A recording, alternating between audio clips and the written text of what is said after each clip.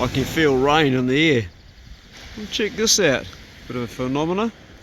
Driftwood, it's dead wood, but amongst that all, growing out of it, is this, and I think it could be mistletoe, but I'm not sure. A little bit more down here too. The log is actually dead, but it has this growing out of it. You can clearly see the log's dead, the cadmium layer's all gone, it's dried up. What do you think of that, Johnny? Hey? It's interesting, isn't it? How you going, brothers? And the occasional sister. Johnny and I are walking along the strand, the beach. We're up early to go hunting this morning, but the forecast changed. And as you can see, the sky's gone grey, and it was forecast for 5 mil of rain, and now it's 30 mil, but tomorrow's a fine day. So I postponed everything and took Johnny for a walk before the rain came down, and thought I'd park up and make a video for the Farked Club, because I haven't done one in a while. Treasures you find on the beach. You know, I could make a lure out of that with a bit more work.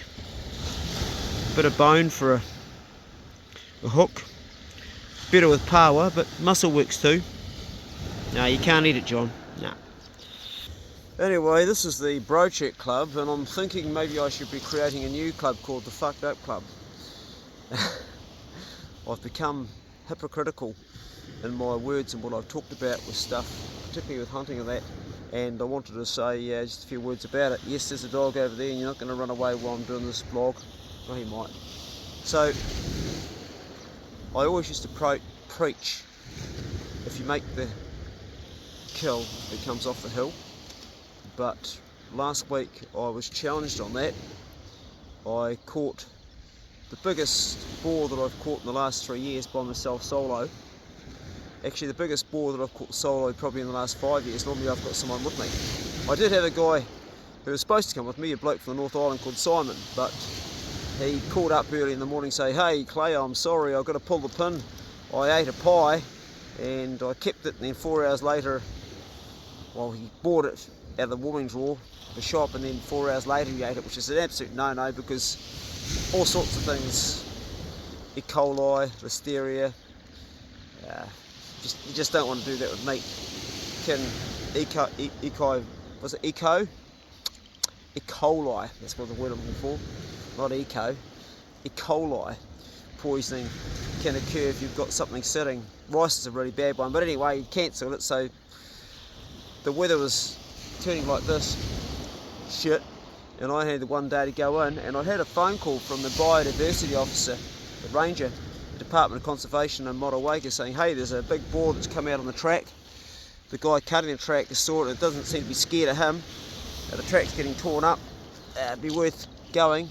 He said himself that he was up there culling a few goats, and his dog got onto it, but he never killed it. And they become a bit of a menace when they get like that, because trampers and campers going through there they can be attacked. And it's also really bad because where I was, the blue duck nests up there, and this time of year they're either nesting or they're fledging their ducklings, and they will eat them, and they're a threatened species. Well, probably not so threatened as they used to be. They're still endangered. And they're certainly endangered if the pigs are roaming around where they're nesting, which they do, right on the riverbank. So anyway, I set off by myself, and I took all 4 dogs. Long story short is, Nut crossed the river, and this guy chased over with him, and Pace and Post stayed behind, and this guy here, Johnny, and Nut pulled the pig up. Pace heard the bailing and went running to it and fucked up the bail, and consequently got himself ripped. And I managed to tip the boar over in the river and get a knife into it, and I'd like to say the rest is history, but the history didn't quite pan out how I would like it to have. I finally got it strapped up and guts out, and I was pretty buggered by then, because I'd been walking quite a bit, and I'd been going through rivers and wet, and I was cold, and the weather was folding, and Pace was injured, and I was pretty buggered. But anyway, got it on my back. I thought, okay, here we go. I'm used to doing this. It's been a while since I've had probably a good solid 120, 130. It was real heavy to me. Got on my back and it felt heavier than usual. But of course, in the last 2 or 3 years, I've had injury and illness, so you get old, don't you? Life happens to you. you join up with the Farked Up Club, where bits of your body get fucked up. You do things that cause injury, and so after probably not even a K, maybe, I don't know, I wasn't measuring it, but it seemed like probably a kilometre, might have been longer, might have been short. I hit the wall. I wasn't expecting to, and my legs went from under me, literally went from under me, and I just went down. It's like I didn't expect it. I thought, shit, didn't even see that coming. My mind was going, you got this, but suddenly the body went, nah, you haven't got this. I didn't hurt myself, knees just went and fell back down on the pig. And I was in a place where it wasn't too bad, but if I'd been in a rocky, steep place or crossing the river, that wouldn't have been so good. So I always wear a life jacket when I hunt now, and people may laugh at that, but one of the biggest thing which has taken pig hunters over the years has been drownings. It's not being shot by another hunter or being wounded by the pig or going over a bluff even. I think going over a bluff's probably second, but it's actually drowning. And more often than not, us filthy pig hunters, we end up on the river, because that's where pigs generally end up going down, and they go down to a creek or they go down to a river. In the case of this one, it was a river. So that's just a thing to consider if you're a pig hunter that hunts a lot where there's waterways. You can get these vests, they're really small and they're light, and they actually will protect you from drowning. Anyway, I finally, after probably I actually had to sleep. I was exhausted. I had to sleep probably half an hour, and I woke up, felt like it was another day, felt like it was the next day. Got the pig back and back. I felt revitalised after the sleep, and I felt good. I thought, I've got this, and so I carried on my way. I didn't go more than 10 metres, and the same thing happened. My legs just went, and I felt really like stuffed. And I looked at it and I thought, I can't carry all this pig out. I could make 2 trips, but even then, by the time I've still got another probably 2.5 K to go before I get the truck, I'm going to be shattered. It was actually close now. It was about a kilometre later when I looked at it, but I thought it was that. And so I made the executive decision to cut the pig in half, or take as much as I could, and leave half behind. I did take the jaw because I wanted to make a kahawai lure for a primitive video out of the hooks, because it had really good hooks on it. So I took that and tied it up. Whoops, my phone's going to fall there. Put it on my back and carried on my merry way. Anyway, long story short, as I said at the beginning, I'm hypocritical, because I've always said you make the kill that comes off the hill, but I left some meat behind. So I want to conclude this by saying that in creating this slogan, I guess, which is mine, you make the kill that comes off the hill, I wasn't considering age, I wasn't considering injury, I wasn't considering wounded dogs, I wasn't considering all the ramifications and challenges that we have as people. And as we grow older, we do have injury. We join the Farked Up Club.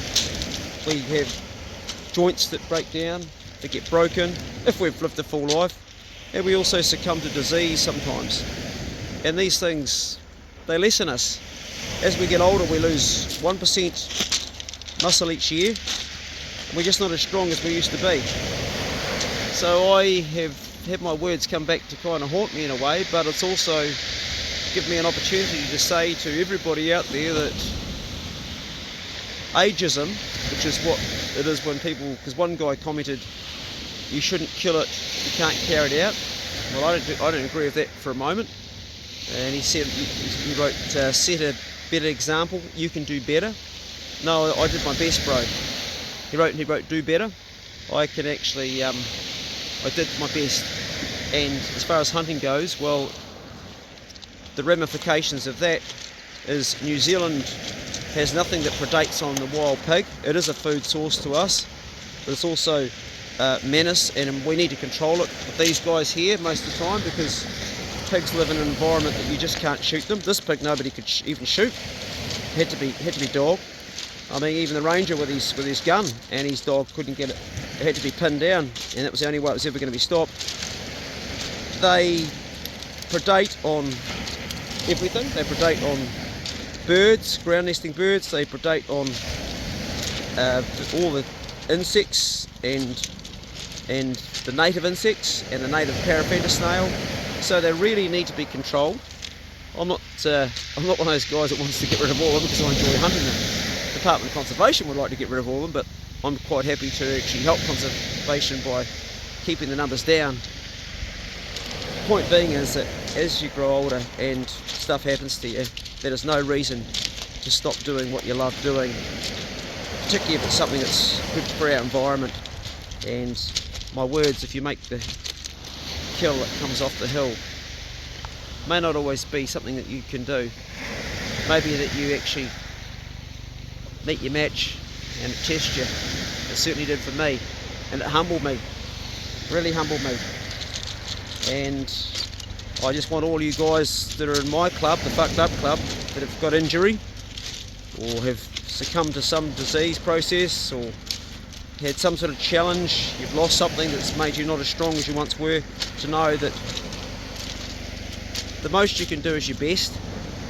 And good on you if you're getting out there still giving it a crack, whatever your challenges are. Oh, a big helicopter flying over. I thought it was a Westpac helicopter for a moment then. Yeah, it could be. No, that's not a Jet Ranger. The Westpac helicopter flies across there quite often, and I always wonder whose day has become fucked up, who's had a life-changing event. Actually, it is a Jet Ranger, but it's not the Westpac helicopter, it's a private one. And I'm grateful that I'm walking and I'm not stuck in the bush somewhere with a broken leg, wondering if someone's going to find me or not. If that's what my last moments are going to be. Anyway, I hope your own hunting's going well and fishing. And if you do belong to the Farked Up Club, well, we're a special club, aren't we? We're special people. But we're still doing it.